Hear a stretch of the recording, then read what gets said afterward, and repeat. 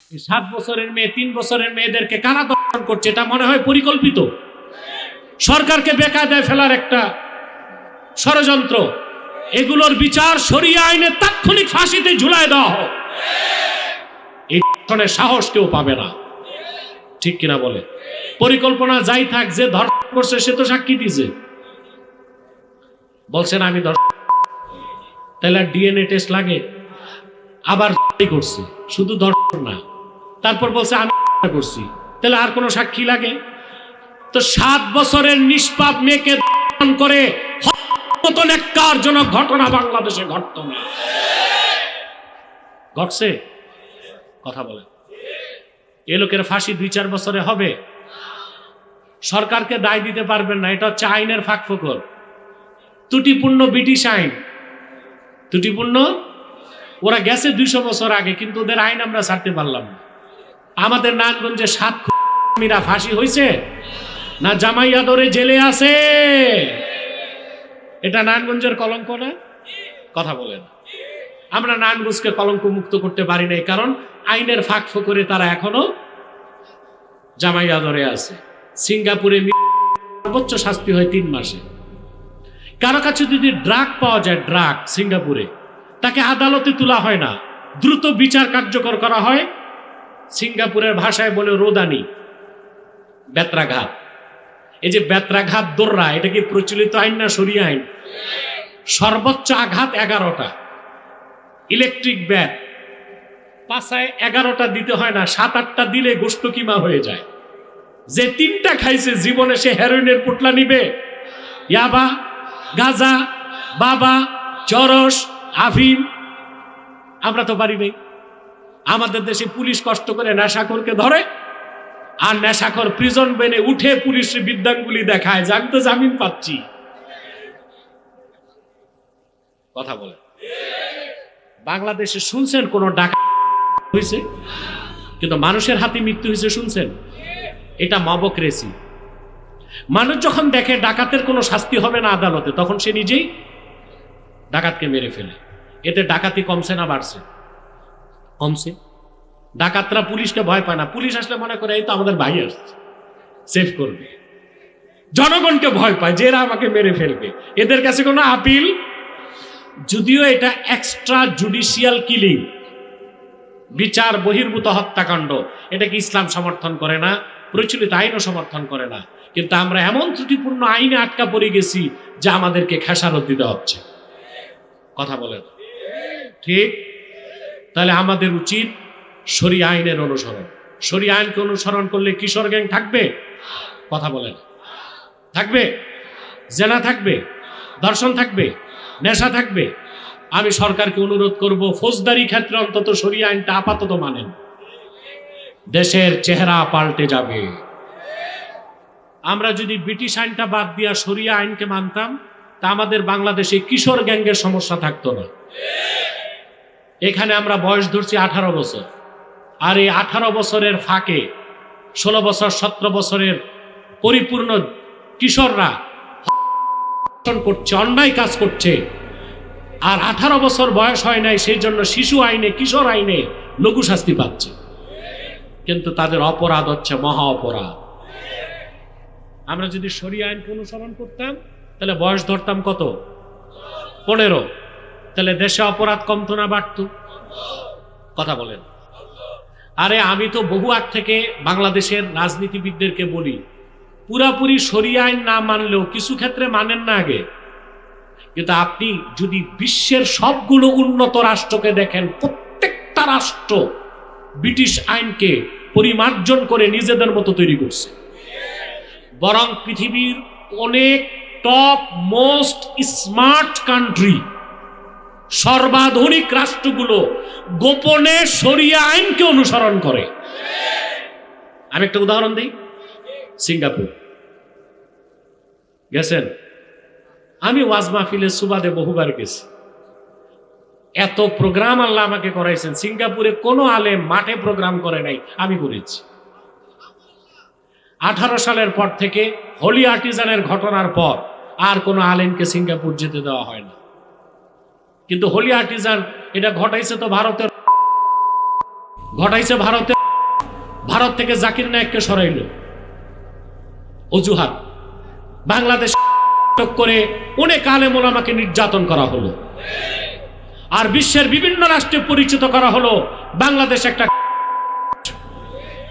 যারা ছিল তারা দেশের বিরুদ্ধে কাজ করছে না, পক্ষে ক্ষমতাকে দীর্ঘায়িত করার জন্য একটি জঘন্যতম চক্রান্ত তারা হাতে নিয়েছিল। আপনার সিঙ্গাপুরকে দেখেন কতটা ডেভেলপ। আমরা স্বাধীন হয়েছি 1971 সালে, ওরা 1965 সালে। আমরা তৃতীয় বিশ্বে রয়ে গেলাম, ওরা প্রথম বিশ্বে চলে গেছে। সিঙ্গাপুরের যে ফাউন্ডার ফাদার লি কুয়ান, নাম শুনছেন? তার লেখা একটা বই আছে, পড়বেন, from third world to first, Singapore story 1965 to 2000। তৃতীয় বিশ্ব থেকে প্রথম বিশ্বে কিভাবে আসলো সিঙ্গাপুরের গল্প, 1965 সাল থেকে 2000 সাল। লি কুয়ান 31 বছর ক্ষমতায় ছিল, পুরা দেশকে দুর্নীতি মুক্ত করে দিয়েছে, গোপনে সে শরিয়া আইনকে মানছে আর অনুসরণ করছে খেলাফা পদ্ধতি। গণতন্ত্রে 5 বছর পর পর নেতা পরিবর্তন হয়, খেলাফা পদ্ধতিতে যোগ্য নেতা একবার বসলে বিনা কারণে পরিবর্তন। খেলাফা পদ্ধতির অনুসরণ করছে, লি কুয়ানকে তারা নেতা বানাইছে, মৃত্যু পর্যন্ত নেতা, দেশ উন্নত হয়ে গেছে। রাশিয়ার দিকে তাকান, মিস্টার পুতিন 1999 সালে ক্ষমতায় বসছে, 2026 সাল পর্যন্ত 27 বছর ক্ষমতায়। 7 বছর পর পর একটা নির্বাচন হয়, কিন্তু নেতা একজনই। অনুসরণ করছি কি ডেমোক্রেসি, সমাজতন্ত্র না খেলাফা? কথা বলে না কি? CCP, China communist party, Xi Jinping তাকে আমৃত্যু নেতা বানায় নিয়েছে। চায়নার যে প্রেসিডেন্ট, তার একেবারে আইন করে নিয়েছে, যতদিন বেঁচে আছে এই বেটা আমাদের প্রেসিডেন্ট। অনুসরণ করছি কি গণতন্ত্র, সমাজতন্ত্র না খেলাফা? ওরা খেলাফা অনুসরণ করে উন্নত হয়ে যাচ্ছে। সিঙ্গাপুরের আইন হচ্ছে মৃত্যুদণ্ডের শাস্তি সর্বোচ্চ 3 মাসে কার্যকর হবে। আমরা পারছি? ওরা খেলাফাকে, ইসলামী শরিয়া আইনকে অনুসরণ করছে। দীর্ঘ সময় আপনারা আন্তর্জাতিক খ্যাতিসম্পন্ন কারি শেখ আহমদ বিন ইউসুফের জবান থেকে কোরআন শরীফের তেলাওয়াত শুনেছেন, আলহামদুলিল্লাহ। এখানে ছাত্ররা তাদের বিরল প্রতিভা প্রদর্শন করেছে, আরবিতে বক্তব্য দিয়েছে, ইংলিশে বক্তব্য দিয়েছে। দেখেন তো বিষয়টা কতটা ব্যতিক্রম। ইংলিশ মিডিয়াম কোনো ছাত্রকে যদি আরবিতে 3 লাইন বলতে বলেন, ও দাঁড়ায় থাকতে পারবে না, কিন্তু মাদ্রাসার ছাত্র ইংলিশে আপনাদেরকে অনর্গল বক্তব্য শুনিয়েছে। তাতে বোঝা যায় আলেমরা যা খুশি তা করতে পারে, তবে অনেক কিছু করে না, অনেক কিছু। এতে আপনারা আনন্দিত? বলেন। আমি কিছু কথা বলবো, সে লক্ষ্যে সূরাতুল বাকারা থেকে 124 নম্বর আয়াত তেলাওয়াত করেছি। এই আয়াতকে কেন্দ্র করে রাতও বেশি, আমি শারীরিকভাবে অসুস্থ, আবার কখন বৃষ্টি আসে তার ঠিক নাই। সবকিছু মিলিয়ে খুব সংক্ষেপে আমি কিছু কথা বলবো ইনশাআল্লাহ। ভূমিকাতে একটি কথা বলবো, যারা এখানে এসেছেন পার্থিব কোনো স্বার্থ আছে? জাগতিক, রাজনৈতিক? যারা আসতেছেন তারা সামনে এসে ফাঁকা জায়গা পূরণ করেন। রাজনৈতিক, আর্থিক, সামাজিক? আমরা এসেছি আল্লাহ তার হাবিবের সন্তুষ্টির জন্যে, আল্লাহর কোরআন থেকে জ্ঞান অর্জন করতে। এতে কিছু কি পেয়েছি আমরা বিনিময়? আরে কথা বলেন। আমরা এই যে ইলম শিখতে এসেছি, আমাদের সগীরা গুনাহগুলো মাফ হয়ে গেছে, রইল কবিরা গুনাহ। এটার কি হবে? এটা মাফেরও ব্যবস্থা আছে। একটু পর আমি আপনাদেরকে নিয়ে মুনাজাত করব কিনা? এককভাবে না, সম্মিলিতভাবে। এককভাবে দোয়া কবুল হতেও পারে, আর সম্মিলিত দোয়া গ্যারেন্টি আছে। আমি একটা হাদিস শোনাচ্ছি, আল্লাহর হাবিব সাল্লাল্লাহু আলাইহি ওয়াসাল্লাম ইরশাদ করেছেন, মা রাফা কওমুন আকুফাহুম ইলাল্লাহি তাআলা ইয়াসআলুনাহু শাইআন ইল্লা কানা হাক্কান আলাল্লাহি আইয়াদা ফি আইদিহিম আল্লাযী সাআলু। আল্লাহর হাবিব ইরশাদ করেছেন, আমার উম্মতের কোন একটি দল যদি সম্মিলিতভাবে আল্লাহর কাছে হাত তুলে কিছু চায়, আল্লাহর উপর হক হয়ে যায়, তারা যা চায় আল্লাহ তাদের হাতে তাই ঢেলে দেয়। খুশি আছে? তাহলে যদি আমরা হাত তুলি, দোয়াও কবুল হবে, তওবাও কবুল হবে। তওবা কবুল হলে কবিরা গুনাহ মাফ হবে। এই বিশ্বাস আছে? খুশি আছে? বেজার কে? শয়তানের এখন একটা প্রোগ্রাম চালু হবে, মুনাজাতের আগে উঠানো যায় কিনা। আমরা এই সুযোগ দিব? আমাদের প্রধান অতিথি সিটি কর্পোরেশনের মাননীয় প্রশাসক, তিনি কিন্তু অসুস্থ, আপনারা জানেন। প্রধান অতিথিরা কিন্তু বক্তব্য দিয়ে চলে যায়। তিনি বলেছেন সারাটা সময় থাকবেন।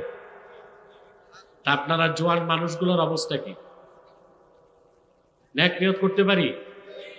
আমরা নিয়ত করছি, কিছুক্ষণ পরে আজকের মুনাজাত করে গুনাহ মাফ করে নিষ্পাপ বেহেশতি আল্লাহওয়ালা হয়ে বাড়ি যেতে চাই। কারা কারা হাত তুলে আল্লাহ তাআলাকে দেখা?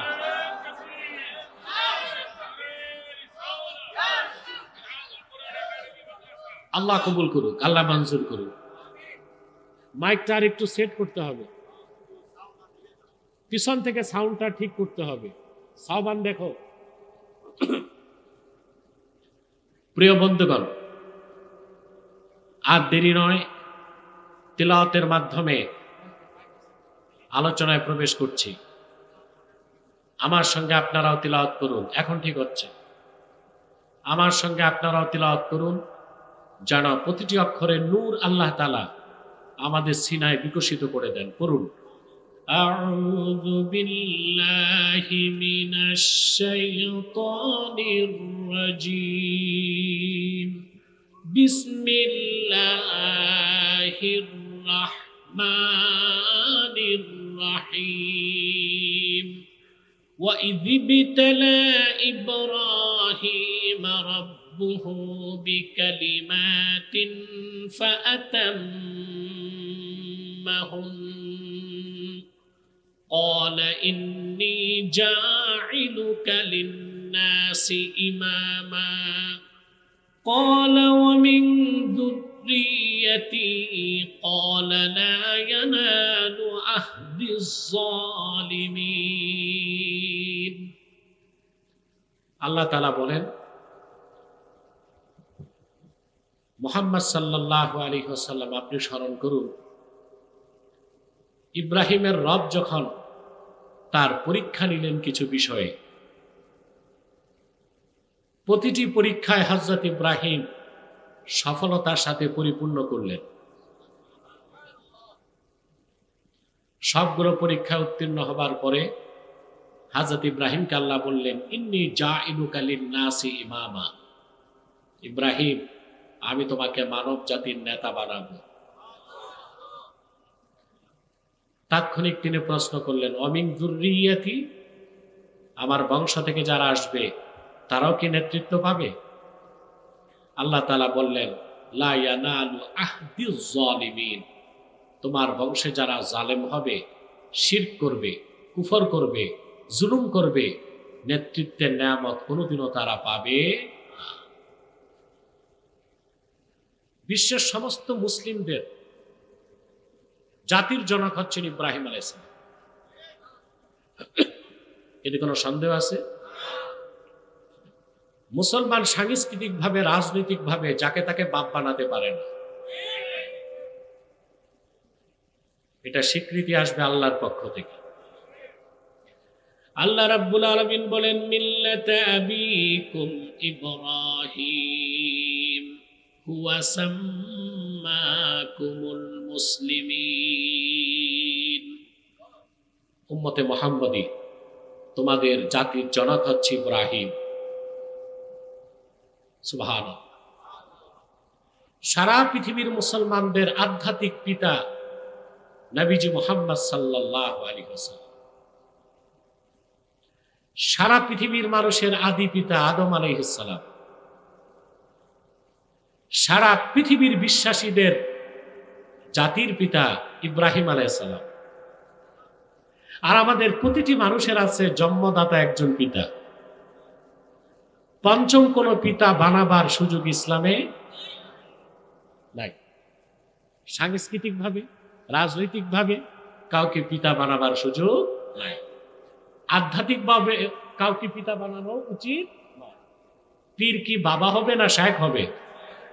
কি হবে? অনেকে পীর সাহেবকে বাবা বলে। কি বলে? এটা শুনতেও তো একটু দৃষ্টিকটু মনে হয়।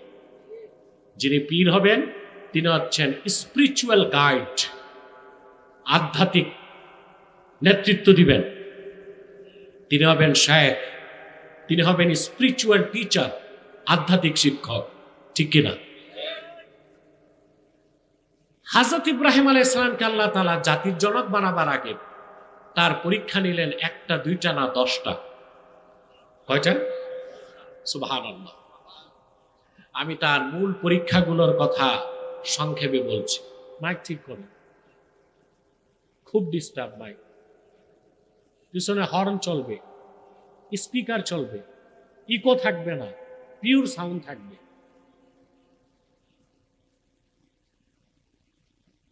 মনোযোগটা আমার দিকে থাকুক। হযরত ইব্রাহিমের প্রথম পরীক্ষা নিলেন আল্লাহ তাআলা আকলে সালিম, সুস্থ জ্ঞানের পরীক্ষা। সুবহানাল্লাহ। ওনার বাড়ি ছিল ইরাকের বাবেলে। কোথায়? ইতিহাসে বাবেলকে বলা হয় বেবিলন। কি বলা হয়? তিনি যেই সমাজে ছিলেন, যে টেরিটরি, যে ভূখণ্ডে ছিলেন, রাজত্ব করত নাস্তিক নমরুদ। আর ওখানে সব ছিল পৌত্তলিক। কিছু ছিল নক্ষত্র পূজারী, কিছু সূর্য পূজারী, কিছু চন্দ্র পূজারী, কিছু অগ্নি পূজারী, বাকিরা পৌত্তলিক মূর্তি পূজারী। সে অন্ধকার পরিবেশে স্রষ্টা যে কে, রব কে, এই পরিচয় দেবার মতো একজন মানুষও ইব্রাহিম আলাইহিস সালামের পাশে ছিলেন না। কিন্তু তিনি বিবেক বুদ্ধি জ্ঞান চর্চার মাধ্যমে খুঁজে পেলেন আসলেই প্রকৃত রবকে। বলেন সুবহানাল্লাহ। শুরু হলো তার পরীক্ষা। কোরআন শরীফে আল্লাহ তাআলা বলেন, ফালাম্মা জান্না আলাইহিল লাইলু রাআ কাওকাবান ক্বালা হাযা রাব্বি ফালাম্মা আফালা ক্বালা লা উহিব্বুল আফিলিন। আল্লাহ পাক বলেন, ইব্রাহিমকে যখন রাত আচ্ছন্ন করে ফেলল, উন্মুক্ত আকাশ পানে উজ্জ্বল নক্ষত্র দেখলো, দেখি ইব্রাহিম বলল, হাদা রাব্বি, এটা আমার রব। নক্ষত্র যখন ম্লান হয়ে গেল, তিনি বললেন, ক্ষয়প্রাপ্ত, যার শক্তি বাড়ে কমে, অপর শক্তির কাছে যার শক্তি খর্ব হয়, এই রকম অপরিপূর্ণ নাকেস কোন সত্তাকে ইব্রাহিম রব মানতে প্রস্তুত নয়। বলেন সুবহানাল্লাহ।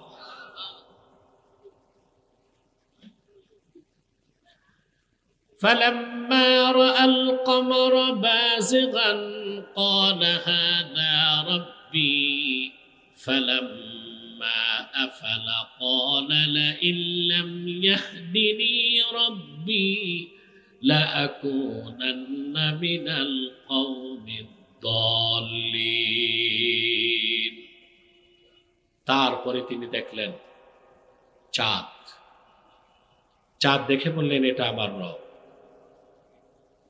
চাঁদ যখন ম্লান হয়ে গেল, তিনি বললেন, আমার রব যদি আমাকে হেদায়েত না করতেন আমিও পথভ্রষ্ট হতাম। দেখলেন সূর্য। فلما رأى الشمس بازغة قال هذا ربي هذا أكبر فلما أفلت قال يا قوم إني بريء مما تشركون। আকাশে উজ্জ্বল সূর্য দেখে তিনি বললেন, এটা সবচেয়ে বড়, এটা আমার রব। সূর্য যখন ডুবে গেল তিনি বললেন, হে আমার সম্প্রদায়, এই চাঁদে নক্ষত্রে সূর্য একটা রব নয়। তোমরা মহান আল্লাহর সাথে যেগুলোকে শরীক করো ওই সব জিনিস থেকে আমি ইব্রাহিম পবিত্র। বলেন সুবহানাল্লাহ। আল্লাহর পরিচয় তিনি খুঁজতেছিলেন, জ্ঞান এবং আকলের পরীক্ষা দিলেন, ঠিক কিনা? একটা প্রশ্ন আসে, হযরত ইব্রাহিম আলাইহিস সালাম যতক্ষণ নক্ষত্রকে রব বলেছেন, যতক্ষণ সূর্যকে রব বলেছেন, যতক্ষণ চন্দ্রকে রব বলেছেন, ততক্ষণ কি শিরক হয় নাই?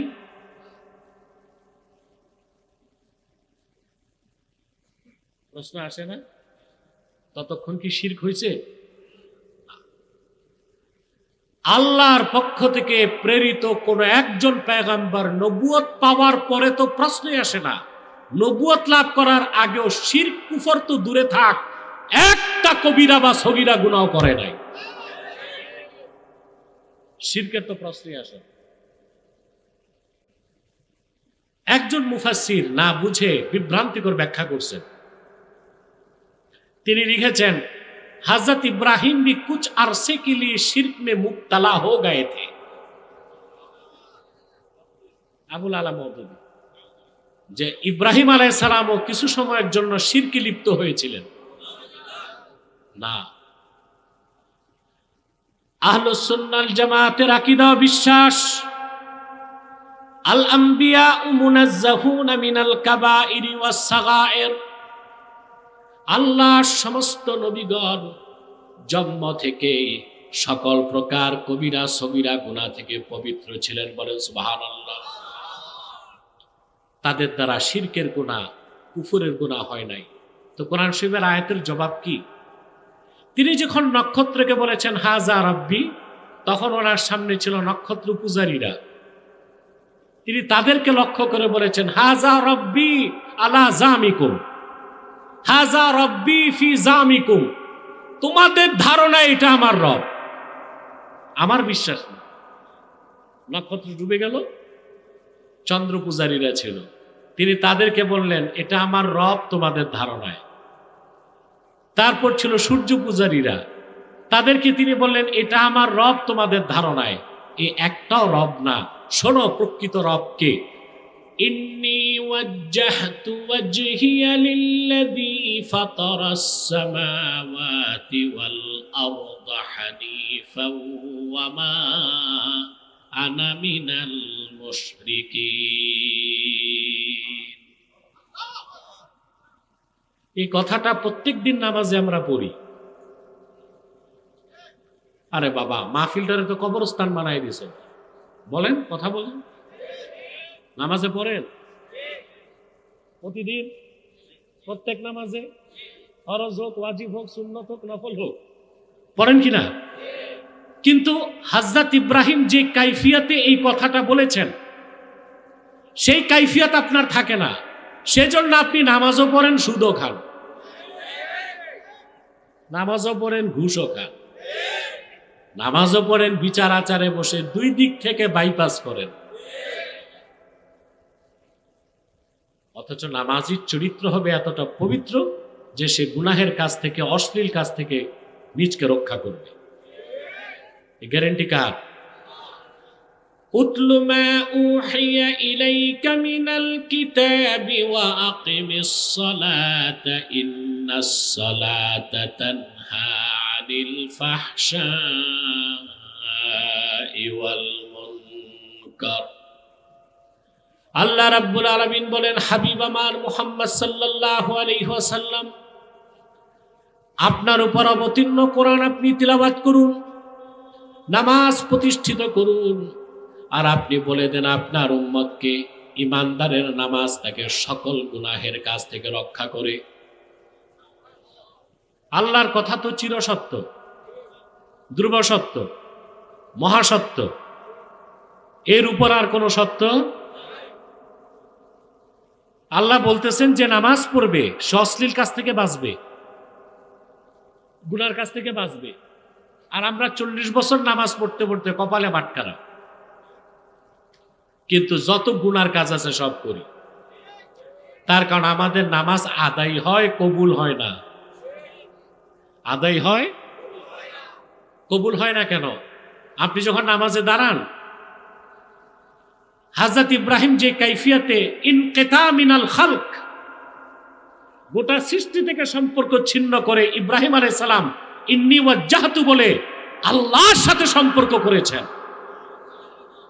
তাসাউফের ভাষায় সেটা ফানা ফিল্লাহ। ওই রকম কাইফিয়ত আপনি অর্জন না করেই তো নামাজে দাঁড়ান। এই জন্য নামাজে দাঁড়ালে যত চিন্তা, বাজার ঘাট হাট, ধান্দাবাজি, ব্যবসা, চাকরি সব আপনার মাথায় এসে জমা হয়।